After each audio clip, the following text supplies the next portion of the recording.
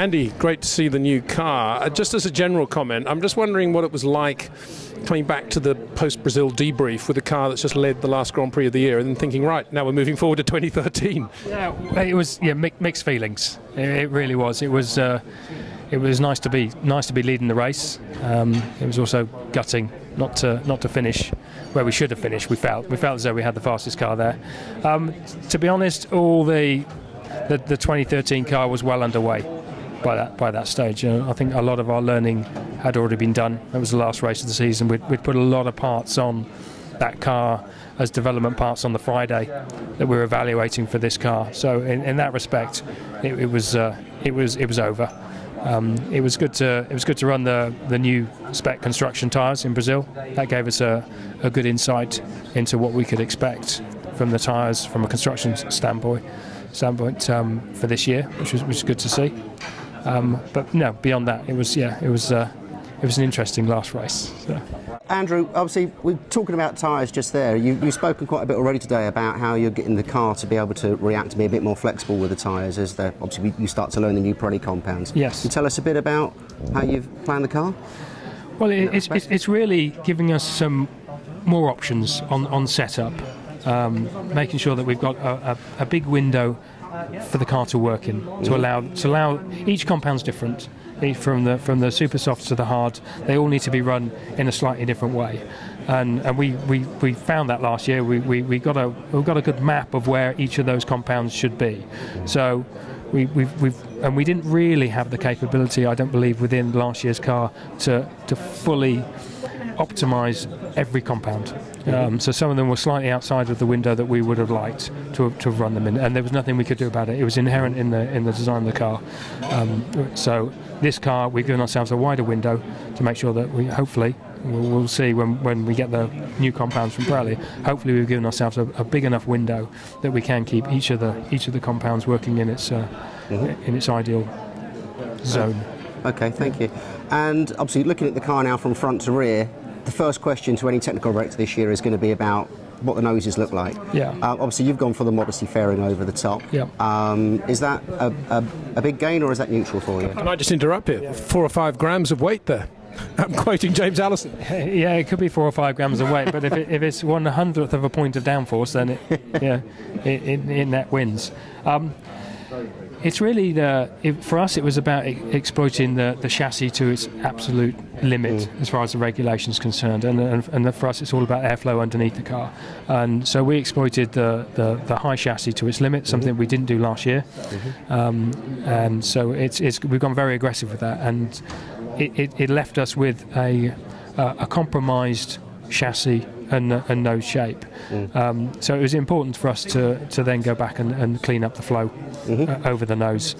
When the numbers from the tunnel are very small, but it doesn't take a very big aerodynamic gain to offset a mass centre of gravity disadvantage. The aero number wins by quite a margin, but we are talking small numbers here. The actual panel on the top is a small net gain.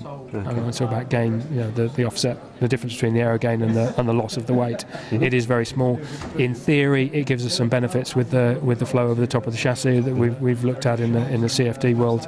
And we'd rather go that route, and we'd rather keep it all nice and clean and tidy. It gives us another small advantage with other devices on top of the chassis that it helps that area. But it's all very small. Visually, it's very large. Performance-wise, we were in the decimal places. Okay, and obviously the other thing that I've noticed is that you've fitted a slight chin underneath the nose, which goes back to your 2010-2011 cars. Yeah. What's that aiming to do?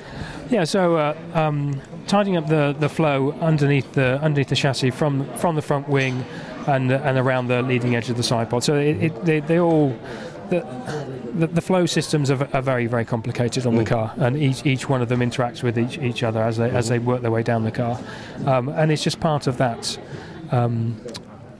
keeping the structures where in their optimum position, maintain them in their optimum position through all ride heights, yaw angles, crosswinds, and that's all part of that philosophy. it unloads the front wing slightly, which for us helps us a little bit, trying to maintain stability in the front wing, not pushing the front wing too hard. Otherwise, we can get into problems, things starting to let go when you're least expecting them, or when you don't want them, should I say. So in that respect, it helped that area. So it's all there. It's part of the same philosophy of trying to make the car easier to drive and more consistent. And that boils down to part of that. That comes from part of that philosophy. Okay. To the uninitiated, the rest of the car may look almost identical, but I can see that the monocoque is effectively all new. You've got a new cross-section at the front of the chassis, yes, new roll hoop, and probably some other bits and pieces. Yes. What sort of changes have you made in those areas? Structurally, we try and make the car more efficient from the chassis point of view, so we're always trying to lose mass, gain stiffness, lower centre of gravity. So each one, we attack each one of those. So with every new chassis that comes out, that's what we look to achieve, and we've achieved that, which is good. The gains are only small, but the car is made up of hundreds of small gains, and that's what gives you the big gain at the end. So it's part of that. It allowed us to re-optimise some of our cooling package. You see that we've now gone for a cooler inlet above the driver now, so there's a Kerr's cooler up there now. Allowed us to optimise our radiator package in the side pods. Yeah. So it's little things like that, but each one of those is a little thing. But each one, we have to take and we have to add it together with all the other gains. Okay. And obviously, looking again at the side pods, you've got your late season exhaust setup where you have the sort of the semi-coander effect, very similar to what McLaren were running last year. Yeah. Is that what's going to start testing, or have you started to look at other areas as well? We've got other options that we'll be testing in Jerez and Barcelona. You'll see a lot of rake testing going on. I'm sure all the teams will do the same. There's a lot of understanding there to try and make sure that we're correlating to the model.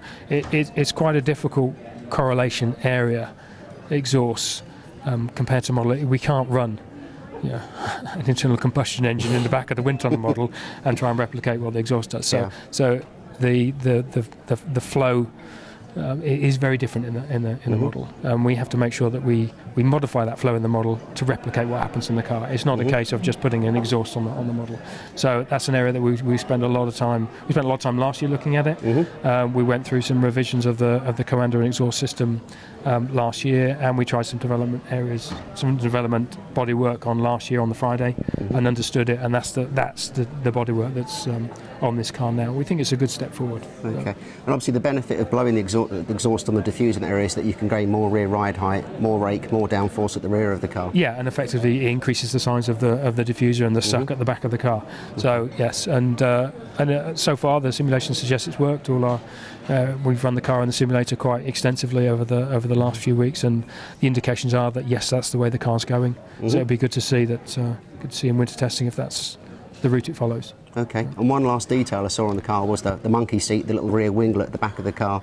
Seems to be really complex. So that with the beam wing, you've got about 4 or 5 elements all in a cascade in that area. Yeah, it's getting increasingly difficult to extract the maximum downforce of the back of the car and keep it stable.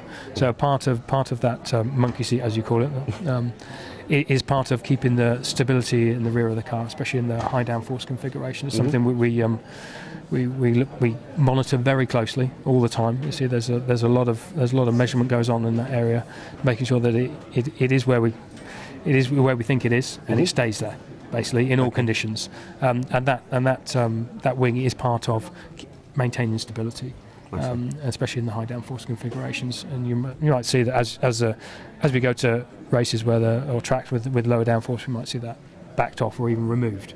As the stress in the back of the car reduces. Okay, excellent. Thank you. Peter?